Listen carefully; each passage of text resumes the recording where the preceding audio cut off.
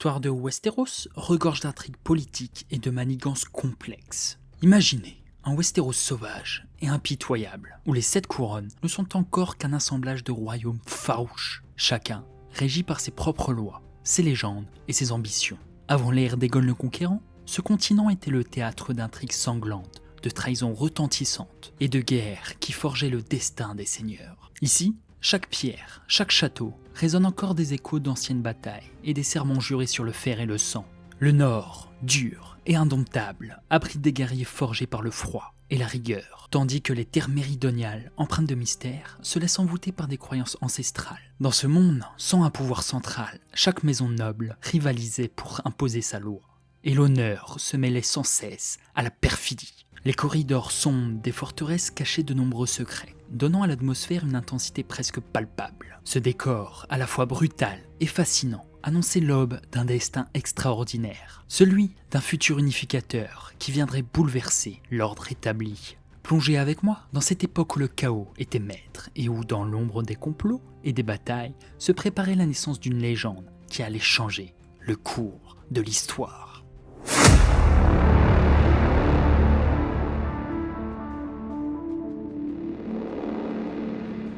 200 ans avant le fléau de Valyria, les possessions de Valyria réalisèrent une expédition pour s'emparer de Père Dragon, afin d'en faire l'avant-poste le plus occidental de leur vaste empire. Le château, qui y fut construit, sera modelé par la magie valyrienne en une structure imposante, impossible à créer par d'autres moyens, rappelant la puissance draconique. 188 ans après cette colonisation, une noble lignée qui reste néanmoins mineure dans l'empire valyrien décida d'installer sa famille à Père Dragon. Énard Targaryen y installa sa famille, ses trésors et ses dragons, après que sa fille, Daenys la Rêveuse, eut prédit la destruction de Valyria. Le fléau de Valyria arriva, et les Targaryens devinrent les seuls seigneurs dragons à survivre, à la fois au fléau et au siècle de sang qui dura 100 ans après le fléau de Valyria, connu comme une période de chaos dans Essos.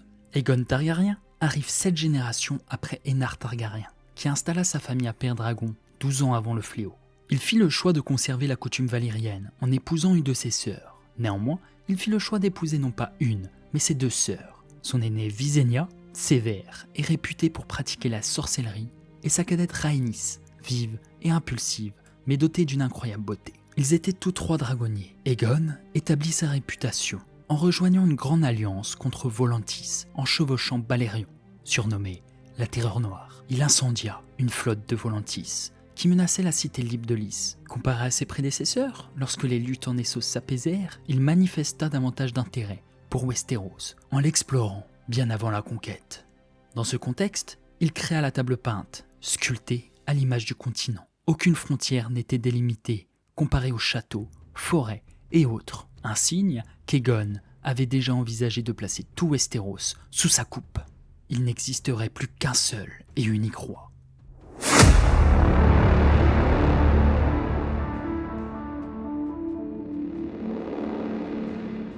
Westeros était un continent divisé en 7 royaumes indépendants. Au nord, la maison Stark régnait depuis Winterfell, terre de l'hiver éternel et de la loyauté infaillible.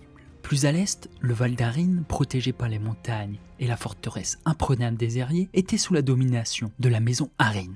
Au centre-ouest, les îles de Fer et le Conflant étaient sous le joug d'Arryn le Noir, installé dans la gigantesque forteresse d'Harrenhal. À l'ouest, les terres riches en minerais de la maison Lannister étaient dirigées depuis Castral Rock. Vers le sud-ouest, le Bif, gouverné par la maison Jardinier depuis Haut-Jardin, jouissait de ses plaines fertiles. Les terres de l'orage, dirigées par la maison Durandon depuis la forteresse d'Accalmie, faisaient face aux violentes tempêtes venues de la mer. Enfin, tout au sud, le désert dornien était dominé par la maison Martell, farouchement attachée à son indépendance. Pendant ce temps, sur l'île volcanique de Père Dragon, la maison Targaryen, héritière de l'ancienne Valyria, préparait son avenir. Aegon Targaryen, fils d'Aerion, observait ce continent morcelé, soutenu par ses 2 sœurs, Visenya et Rhaenys, avec lesquelles il partageait le sang et l'ambition. Néanmoins, la raison qui les décida à courir le risque d'envahir Westeros n'est pas claire. Néanmoins, un des faits qui précipita leur décision fut une offre venue des Durandon. Argilac l'Arrogant, roi des terres de l'orage, voyait la menace grandissante d'Arryn le Noir, le roi le plus cruel de Westeros. Les Fernets s'étaient emparés du Conflent 3 générations plus tôt, et Argilac souhaitait récupérer ses terres. Ainsi, il proposa alors une alliance à Aegon, la main de sa fille, avec une dot constituée de territoires situés au-delà de la Nera. Mais Aegon refusa, déjà marié avec ses 2 sœurs. Il contre-proposa le mariage de la fille d'Argilac avec son demi-frère bâtard, Orys Baratheon. Argilac, furieux, répondit en envoyant les mains coupées de l'émissaire d'Aegon. Face à cet outrage, Aegon convoqua ses bannerets, et 6 jours de débat suivirent. Au 7e, des corbeaux seront envoyés aux 4 coins de Westeros, pour annoncer qu'Aegon sera désormais l'unique roi de Westeros. Aegon, accompagné de ses sœurs Visenya et Rhaenys, débarqua alors dans la baie de la Nera avec moins d'1 millier de soldats. Ils établirent un camp fortifié, Fort Aegon, qui deviendra plus tard la grande cité de Port-Réal. Aegon envoya ses sœurs prendre le contrôle des châteaux environnants. Orys Baratheon, de son côté, livra sa première bataille contre une coalition locale, les Sombreval et Virgétans. Malgré leurs 3000 hommes, ils furent défaits lorsque Aegon intervint avec Balerion, la terreur noire. Les seigneurs vaincus plièrent le genou. Ainsi, il récompensa ceux qui l'avaient soutenu ou qui se soumirent. Daemon Velaryon devient maître de la flotte, et Orys Baratheon, qu'il nomma sa main. Ainsi, Orys fut en théorie donc le premier main du roi. Visenya, suite à cela, ceignit le front d'Aegon d'un diadème d'acier valérien, serti de rubis, et Rhaenys le proclama roi de tout Westeros. Pour consolider sa conquête, Aegon divisa ses forces. Orys Baratheon, accompagné de Rhaenys sur Meraxes, franchit la Nera pour pacifier le Conflent. La flotte targaryenne, sous les ordres de Daemon Velaryon et de Visenya sur Vhagar, mit le cap vers le Val. Quant à Aegon, il marcha à la tête de son armée sur Harrenhal, où déjà de nombreux seigneurs, menés par Edmund Tully, ralliaient sa bannière. En mer, la flotte targaryenne essuya de lourdes pertes face à une coalition d'archipels des îles de Fer et de navires de Bravos. Daemon Velaryon tomba au combat, mais Visenya et Vhagar, brûlant tout sur leur passage, anéantirent la flotte ennemie et garantit la suprématie maritime des Targaryens. Aron le Noir, maître arrogant des îles de Fer et du Conflent, s'était retranché dans sa forteresse aux tours gargantuesques, comptant sur l'imperméabilité de ses murailles et la terreur qu'il inspirait. Refusant une reddition honorable, il choisit de défier Aegon. À la tombée de la nuit, le roi, soustrait sur Balerion, fit pleuvoir le feu draconique sur Harrenhal. Les flammes noires et rouges consumèrent la forteresse, tuant Aron, ses fils et ses partisans, et mettant fin à la maison chenue. Cette démonstration de puissance brisa les dernières poches de résistance, et c'est là l'inévitable ascension targaryenne. Ainsi, Edmund Tully, de par sa loyauté, se verra attribuer le titre de Lord suzerain du Conflent. Argilac Durrandon, roi des terres de l'orage, refusa de plier le genou devant Aegon Targaryen. Après le refus du roi d'épouser sa fille Argela, plutôt que de se retrancher à accalmie, il leva son étendard et marcha contre les Targaryens. Le jour de la bataille, un orage apocalyptique éclata. Éclairs, tonnerres et pluies diluviennes métamorphosèrent la plaine en un bourbier traître. Orys Baratheon, demi-frère d'Aegon, choisit d'y tenir une position défensive, laissant venir la charge d'une armée orageoise 2 fois plus nombreuse. Alors qu'Argilac et sa cavalerie s'élançaient en un tourbillon. Hurlant, la dragonnière Rhaenys scrutait les lignes adverses et transmettait ses observations à Orys. Grâce à cette vigilance aérienne, les détachements targaryens surgirent sur les flancs et brisèrent l'assaut initial. Au cœur de ce tumulte de fer et d'eau, Orys affronta Argilac en combat singulier. La discipline targaryenne, le terrain glissant et la fureur des dragons fit rapidement pencher la balance. Dans un ultime éclair, la lame d'Orys faucha le roi de l'orage, qui tomba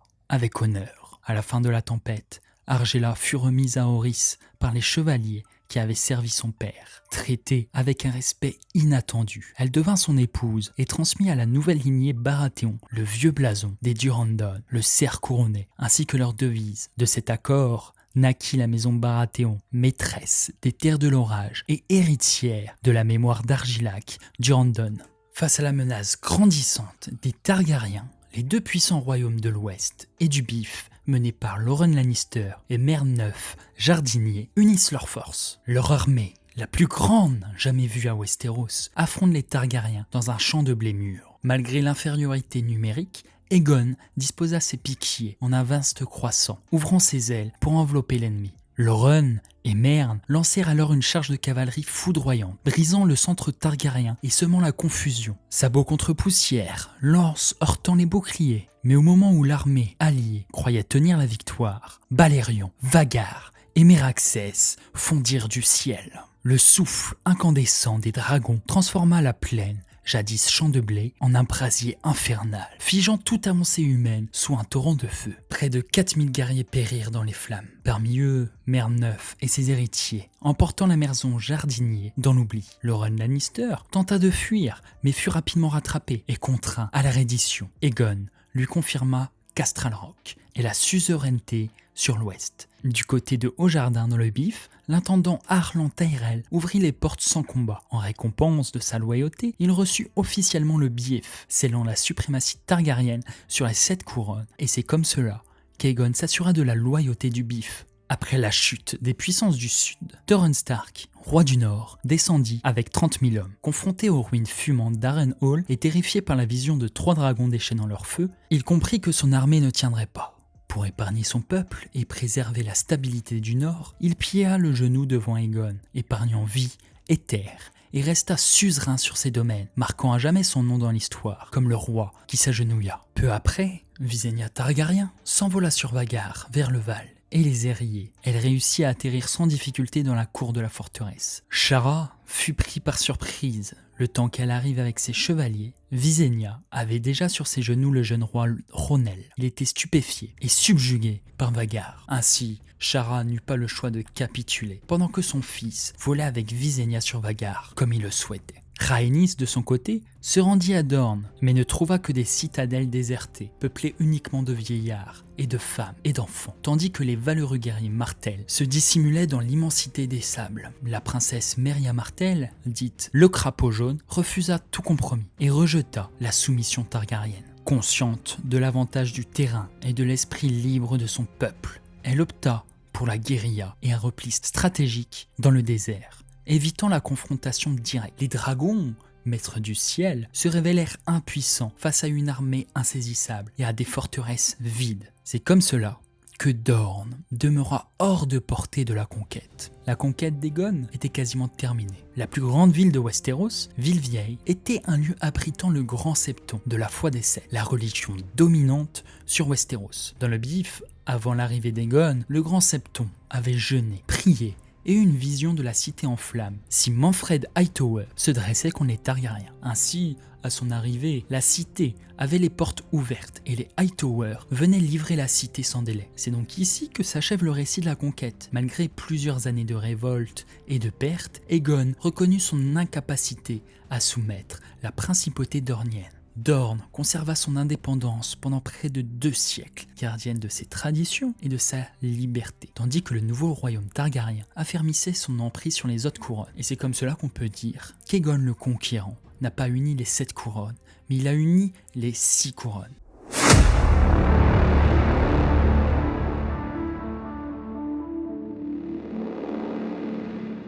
En moins de 2 ans, Aegon le Conquérant soumit 6 des 7 royaumes de Westeros, imposant la domination targaryenne par la force, la diplomatie et la terreur de ses dragons, tout en scellant une paix définitive avec Dorne. Pour asseoir son pouvoir, il érigea une nouvelle capitale sur le site de Fort Aegon, ordonnant l'édification de Port-Réal et du Donjon Rouge. Les épées des vaincus furent ensuite fondues par le souffle de Balerion pour forger le trône de fer, ultime emblème de l'autorité targaryenne. En instituant un calendrier fondé sur la conquête et en centralisant le pouvoir royal, Aegon donna naissance à une dynastie qui régnerait près de 300 ans, marquant à jamais l'histoire de Westeros. Mort en l'an 37 après la conquête, il laissa derrière lui un héritage de feu et de fer, dont le trône de fer demeura le cœur des intrigues et des guerres à venir. Voilà comment Aegon Targaryen, épaulé par ses sœurs Visenya et Rhaenys, est parvenu à faire plier le genou à la quasi-totalité de Westeros. Sa légende perdue et son héritage résonnent à travers les siècles. Si vous souhaitez éventuellement en apprendre plus sur la dynastie targaryenne, de Maegor le Cruel à Aerys le Fou, n'hésitez pas à rester à l'écoute sur cette chaîne. Merci en tout cas d'avoir suivi cette épopée avec moi. Et si cette vidéo vous a plu, bien évidemment, pensez à vous abonner, à laisser un commentaire et à partager. À bientôt pour de nouvelles histoires venues de Westeros.